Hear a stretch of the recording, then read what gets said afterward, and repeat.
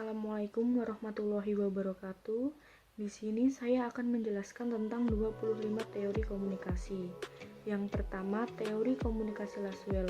Teori komunikasi Laswell ini dikembangkan sendiri oleh Laswell. Dan teori komunikasi Laswell ini merupakan model komunikasi yang sederhana dan hingga kini masih diterapkan sebagai model komunikasi dasar. Dalam teori ini menjelaskan siapa berbicara apa, dengan media apa, kepada siapa, dan efek apa. Contohnya seorang gubernur melakukan kampanye melalui televisi. Nah, di sini gubernur ini sebagai siapa, kampanye ini sebagai berbicara apa, televisi sebagai medianya, dan khalayak adalah kepada siapanya, dan efek yang ditimbulkan ini apakah masyarakat akan memilih gubernur tersebut atau tidak. Yang kedua ada teori komunikasi behaviorisme yang dikembangkan oleh John E. Watson. Teori ini mencakup semua perilaku, termasuk tindakan atau respon terhadap suatu rangsangan, atau kata lainnya, jika suatu stimulus atau rangsangan yang diterima seseorang telah teramati, maka dapat diprediksi pula respon dari orang tersebut. Yang ketiga ada teori komunikasi humanisme yang dikembangkan oleh Neil. Pada teori ini lebih menekankan pada pembagian pengawasan dan tanggung jawab bersama, khususnya pada dunia pendidikan, dengan harapan nantinya peserta didik dapat menyesuaikan dalam kehidupan masyarakat. Yang keempat ada teori informatif yang dikembangkan oleh Shannon dan Weaver. Teori ini lebih menitik beratkan pada komunikasi sebagai suatu transmisi pesan dan bagaimana transmitter ini menggunakan media dalam berkomunikasi. Contohnya seperti berkomunikasi melalui handphone. Jika sinyalnya handphone ini bagus, maka komunikasi ini bisa dikatakan efektif. Namun jika media yang ia gunakan sinyalnya tidak bagus, maka komunikasi ini bisa dibilang tidak efektif. Selanjutnya, teori use and gratification yang dikembangkan oleh Blumer dan Kurtz. Teori ini bisa dibilang sebagai teori penggunaan dan kepuasan. Dalam teori ini, penggunaan media memiliki peran aktif dalam memilih media yang akan digunakan, sehingga pengguna media dapat dikatakan sebagai pihak utama dalam proses komunikasi. Teori yang kelima yaitu teori use and gratification, atau bisa disebut dengan teori penggunaan dan kepuasan. Teori ini dikembangkan oleh Blumer dan Kurtz. Nah, dalam teori ini, penggunaan media memiliki peran aktif dalam memilih media yang akan digunakan, sehingga pengguna media dapat dikatakan sebagai pihak utama dalam proses komunikasi ini. Dalam hal ini, pengguna mempunyai pilihan untuk memilih media apa yang akan dia gunakan sesuai dengan kebutuhannya. Yang selanjutnya, teori yang keenam ada teori agenda setting. Teori agenda setting ini dikembangkan oleh McCombs dan Shaw. Dalam teori ini, media memberikan tekanan pada suatu peristiwa. Media tersebut akan membuat masyarakat menganggap peristiwa itu. Nah, di sini media juga memiliki efek yang sangat kuat dalam mempengaruhi asumsi masyarakat. Yang ketujuh ada teori konstruktivisme.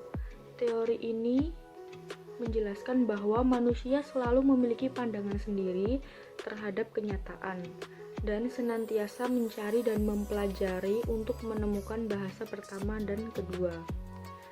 Dalam teori ini, pembelajaran yang merupakan suatu tindakan untuk menciptakan suatu makna dari apa yang telah dipelajari. Yang kedelapan, teori nativisme. Teori ini dikembangkan oleh Chomsky dan Hadley. Nah, di sini manusia adalah satu-satunya makhluk Tuhan yang dapat berkomunikasi melalui verbal. Nah, bahasa merupakan suatu yang kompleks Karena itu, manusia senantiasa akan selalu belajar untuk berkomunikasi dengan makhluk yang lainnya. Kemudian yang kesembilan ada teori sibernetik yang dikembangkan oleh Brenner. Teori ini menjelaskan bahwa suatu sistem pengontrol yang didasarkan pada komunikasi antara sistem dengan lingkungan dan antar sistem itu sendiri. Pengontrol dari sistem ini berfungsi dalam memperhatikan lingkungan di sekitarnya. Yang ke-10 ada teori ketergantungan. Teori ketergantungan ini terletak pada masyarakat, dan teori ini sangat cenderung mudah untuk dipengaruhi oleh media massa. Teori ini disematkan pada masyarakat modern, karena pada masyarakat modern, media massa dianggap sebagai suatu hal yang sangat penting dalam mencapai tujuan beberapa proses, di antaranya memelihara perubahan, konflik dalam masyarakat, masalah perorangan, dan suatu aktivitas sosial. Ini yang ke-11 ada teori spiral of silence yang dikembangkan oleh Elizabeth Noelle dan Neumann. Teori ini menjelaskan tentang terbentuknya pendapat umum dalam masyarakat yang ditentukan oleh proses saling mempengaruhi antara komunikasi massa, komunikasi antar pribadi, dan persepsi masing-masing individu serta hubungannya dengan pendapat orang lain dalam masyarakat. Kemudian, nomor 12, teori norma dan budaya. Teori norma dan budaya ini dapat dipengaruhi oleh media massa yang kuat mengenai suatu hal dan dapat mempengaruhi kondisi sosial budaya dalam masyarakat. Selain itu, pesan dari media massa mampu mengubah norma yang sudah ada dalam masyarakat. Kadang juga dapat memperkuat norma yang sudah ada. Selain itu, bisa juga norma baru muncul di masyarakat. Selanjutnya yang ke-13, yaitu teori belajar sosial. Teori belajar sosial ini dikembangkan oleh Bandura. Di sini menjelaskan bahwa perilaku manusia dalam konteks sebuah interaksi tingkah laku terdapat hubungan timbal balik yang berkesinambungan. Nah, pengalaman melalui observasi dan pengamatan terhadap suatu hal atau suatu pesan yang disampaikan menjadi suatu hal yang penting dalam teori ini. Dalam teori belajar sosial ini ada 4 tahapan. Yang pertama, pembelajaran sosial terjadi atas adanya perhatian dari individu. Yang kedua, pembelajaran sosial dilakukan melalui ingatan. Yang ketiga, pembelajaran sosial dilakukan dengan tindakan. Dan yang keempat, pembelajaran sosial dilakukan atas dasar motivasi masing-masing individu tersebut. Selanjutnya yang ke-14, ada teori dependensi efek komunikasi massa. Dalam teori ini, kepercayaan individu kepada media massa akan berkembang apabila kebutuhan informasinya yang tidak dapat ditemukan dalam pengalaman langsung dapat ia penuhi di dalam media ini. Nah, semakin penting media terhadap individu, maka semakin tinggi pula nilai dari media tersebut. Yang ke-15, teori birokrasi. Teori ini digunakan untuk komunikasi organisasi. Model ini sering dipakai untuk mencapai organisasi yang efektif. Ada 8 karakteristiknya. Yang pertama, terdapat aturan dan prosedur sesuai dengan standar. Yang kedua, mampu meminimalisir pekerjaan yang sulit. Yang ketiga, hierarki organisasi yang terstruktur. Yang keempat, kemampuan anggota yang mumpuni. Yang kelima, kemampuan anggota yang multitasking. Kemudian, yang keenam, profesionalitas yang tinggi. Yang ketujuh, uraian tugas yang terstruktur dan teratur. Kemudian yang kedelapan, rasionalitas untuk mencapai sebuah keputusan. Selanjutnya yang ke-16, teori pengharapan nilai.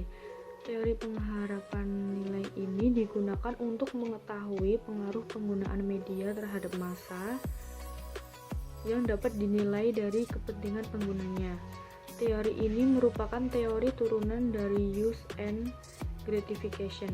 Selanjutnya yang ke-17, teori sikap atau standpoint.